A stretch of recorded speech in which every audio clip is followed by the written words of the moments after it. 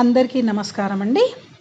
ఈరోజు మామిడికాయ వరుగుతో ఎండబెట్టిన మామిడికాయ వరుగుతో బచ్చల కూర పప్పు చూపిస్తున్నా. బచ్చల కూర ఇట్లా కడిగి సన్న ముక్కలు కట్ చేసుకొని పక్కన పెట్టుకోవాలి.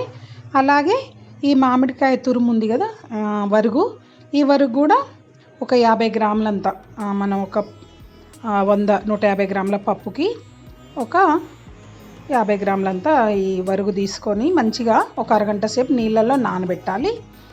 అవసరమైతే ఆ వరుగు మిక్సీలో వేసుకొనైనా కలుపుకోవచ్చు. ఇప్పుడు నూనె పెట్టుకొని పోపు గింజలు వేసుకొని ఎల్లిపాయలు కచ్చా పచ్చగా నూరుకొని, ఉల్లిపాయలు పచ్చిమిరపకాయలు వేసి కొద్దిగా ఫ్రై చేసి కరివేపాకు వేసి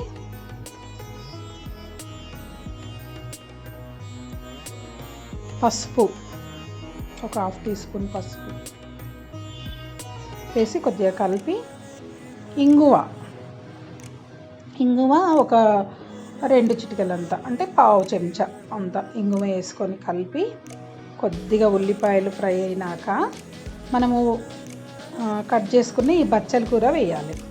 వేసి మూత పెట్టి ఒక 5-6 నిమిషాలు మీడియం ఫ్లేమ్లో మగ్గనియాలి.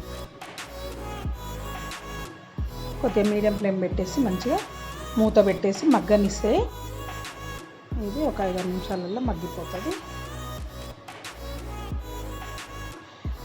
మీరు ఫస్ట్ టైం మా ఛానల్ చూస్తున్నట్టయితే సబ్స్క్రైబ్ చేసుకోండి, షేర్ చేయండి, లైక్ చేయండి, కామెంట్స్ పెట్టండి. ఇప్పుడు ఈ మూత తీసి ఒక 5-6 నిమిషాలు అయింది. మీడియం ఫ్లేమ్లో ఇది కొంచెం మగ్గినట్టు అయిపోయింది. చూడండి, దగ్గరికి అయింది. ఇప్పుడు మనం కారం 1.5 టీ స్పూను కారం ఇష్టం. కారం ఎక్కువ తినేవాళ్ళు ఎక్కువ వేసుకోవచ్చు, తక్కువ తినేవాళ్ళు తక్కువ వేసుకోవచ్చు. ఇప్పుడు మనం నానబెట్టిన ఈ మామిడికాయ వరుగు ఉంది కదా, అది వేసేయాలి. కొంచెం పులుపు ఎక్కువ తినేవాళ్ళు కొంచెం ఎక్కువ కూడా వేసుకోవచ్చు. ఈ మామిడికాయ వరుగుల్ని మే నెలలో మంచిగా చెక్కు తీసి, కచ్చా మామిడికాయలు చెక్కు తీసి పల్సగా స్లైసుల్లాగా కట్ చేసి కొద్దిగా ఉప్పు పట్టించి ఎండబెట్టాలి. ఎండబెడితే 1 రోజు 2 రోజులలో మంచిగా ఎండిపోతే ఇవి సంవత్సరం మొత్తం నిల్వ ఉంటాయి. చింతపండు ప్లేస్లో ఈ మామిడికాయ వరుగులు వేసుకుంటే బాగుంటుంది.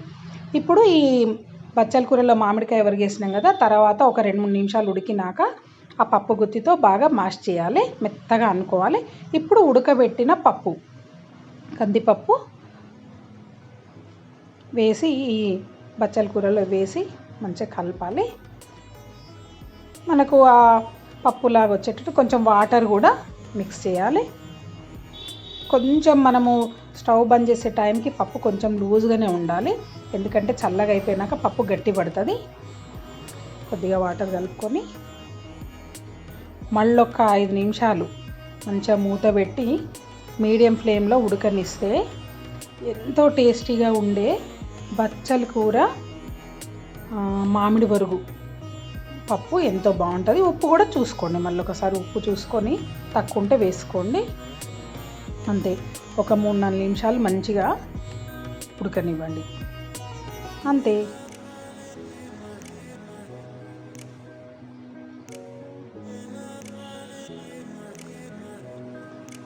చూడండి, ఎంతో టేస్టీగా ఉండే మామిడికాయ వరుగు బచ్చల కూర పప్పు రెడీ.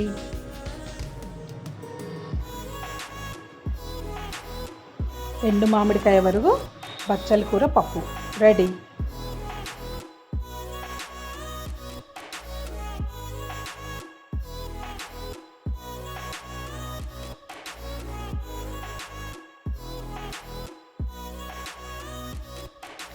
మా ఛానల్ని సబ్స్క్రైబ్ చేసుకోండి. ఇంకా అక్కడ బెల్ కనిపిస్తుంది కదా, దాన్ని క్లిక్ చేయండి. అప్పుడు మా వీడియోస్ మిస్ అవ్వరు. Thank you.